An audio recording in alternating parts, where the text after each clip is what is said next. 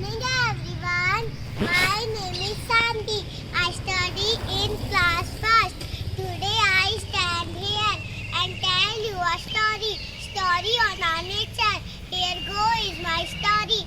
One day a boy was playing in a garden.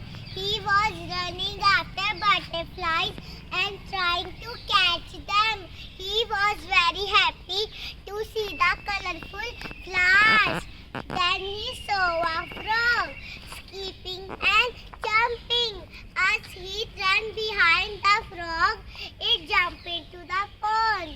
When he saw a cow, how the cow was chewing the grass. A fly then came there and buzzed over the cow. The boy clapped and laughed. The boy enjoying beauty of nature. He said, nature is wonderful. Its beauty attracts everyone. Then he saw a squirrel. He ran after it and reached near the bed of roses.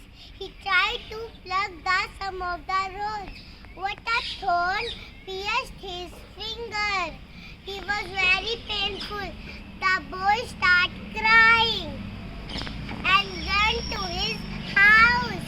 His mother asked him, "What is the matter? Why are you crying?" The boy said, "The thorn of the rose is pierced my finger when I plucking it." The mother said, "It's your mistake. You should not pluck the flower. The flower meant to be seen and not to be a plug. We should always maintain to be nature." The son said, "Okay, Mama." So children, what we learned today? We learned that we should protect all the